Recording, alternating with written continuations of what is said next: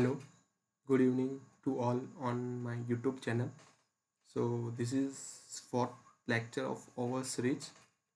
First, we covered all the syllabus of the Middle History.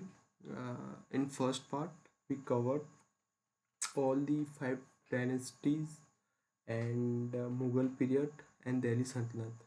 Both we covered in our first lecture as we covered our syllabus. In second lecture, we covered the important invader Mohammad बिन कासिम और third video में हमने cover किया था महमूद गजनवी के बारे में। और आज हमारा फोर्थ लेक्चर है और वो हम पढ़ेंगे मोहम्मद गौरी के बारे में। तो मोहम्मद गौरी के बारे में मैं आपको मोटा मोटा बता दूं कि ये भी एक लुटेरा ही था। मतलब इसने भी इंडिया में लूट पाट करने का ही काम किया था। इसने ही महमूद गजनवी है उसकी तरह इंडिया में आता था, मंदिरों पे आक्रमण वगैरह लूट पाट इसका करना। इसका भी यही था काम कि भाई आना है लूट पाट करना है।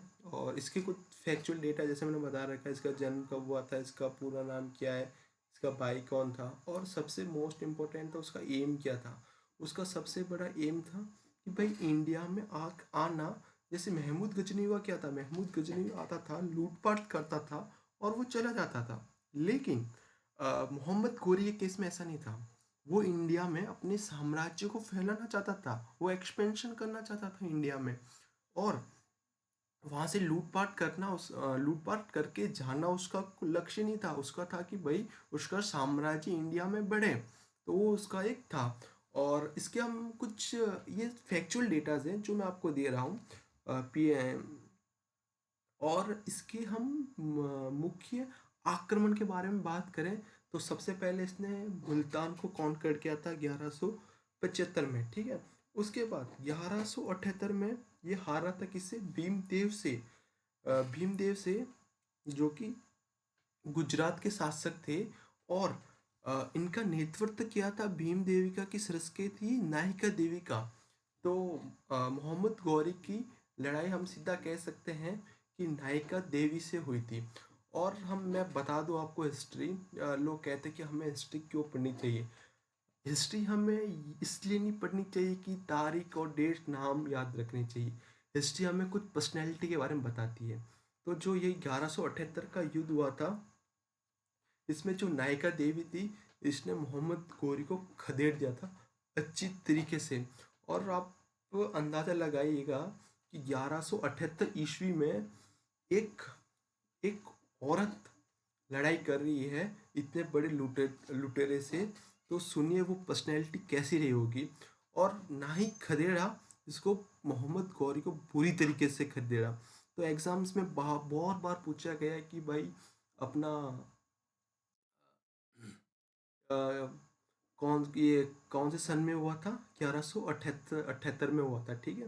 इसमें नायिका देवी थी और ये कौन सा था, गुजरात का था, ठीक है। गुजरात में, और ये हारा गया था, ठीक है। और वहाँ का राजा कौन था, भीमदेव था, जो किसका लड़का था, नायिका देवी का लड़का था, ठीक है। और उसके की बैटल सबसे जो खतरनाक था, जो हमें बहुत बार एग्जाम में पूछे गए, तराइन का first battle of Tarain, second battle of Tarain, ठीक है। और बैटल ऑफ चंदावर, ठीक है। ये तीन इंपॉर्टेंट है। तो इसमें सबसे पहले क्या हुआ था कि जो फर्स्ट बैटल है 1191 का, फर्स्ट बैटल ऑफ तराइन। तो इसमें पृथ्वीराज चौहान क्या जीत गए थे और मोहम्मद गौरी हार गया था। लेकिन राजपूतों की हमेशा खासियत हुई है कि वो जब भी जीते हैं और उनके सामने अगर कोई गिड़गिड़ाता है तो वो उन्हें माफ़ कर लेते हैं। तो ये पृथ्वीराज चौहान की इतिहास में कहा गया है कि ये सबसे बड़ी भूल थी। मोहम्मद गौरी को मोहम्मद गौरी को इन्होंने छोड़ दिया था, इन्होंने मोहम्मद गौरी को मारा नहीं था। 1191 के आक्रमण के दौरान इन्होंने मोहम्मद गौरी को मारा नहीं था, ठीक है।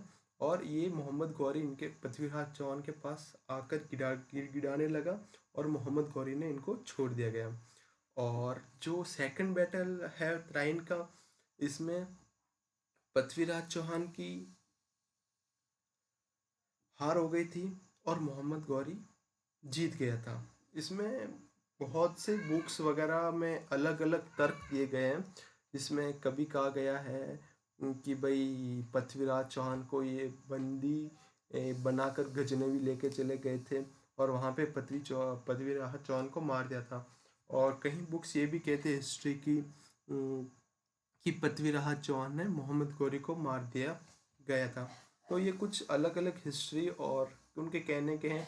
जैसे चंद्र बरदाई ने अपनी अपने अलग अलग कविताओं में बता रखा है कि क्या क्या हुआ था, तो वो अलग अलग चीज़ें हैं। तो ये अपने तीन इम्पोर्टेंट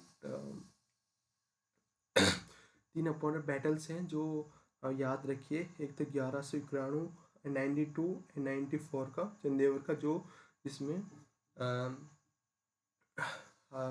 डिफीटेड जयचंद, इसने जयचंद को हराया था, ठीक है, चंदावर के युद्ध में, ठीक है। और ये मोहम्मद गौरी के बारे में कुछ फैक्ट्स वगैरह थे। और मोहम्मद गौरी एक तरह का, मतलब भारत के ऊपर वो शासन करना चाहता था। उसका मोटो ये नहीं था कि भाई आए हैं हम और लूट पाट करके जाना है, नहीं, उसका था कि हमें साम्राज्य को फैलाना है। और उसकी एडमिनिस्ट्रेशन के बारे में, तो इसने कुतुबुद्दीन ऐबक को अपना वायसराय घोषित किया था, कुतुबुद्दीन ऐबक को, ठीक है, जो फाउंडेशन ऑफ दिल्ली सल्तनत था, ठीक है। और 1206 में इसकी मृत्यु हो गई थी, ठीक है। और कुतुबुद्दीन बिकेम द रूलर, ठीक है, और कुतुबुद्दीन ऐबक दिल्ली का शासक बन गया था।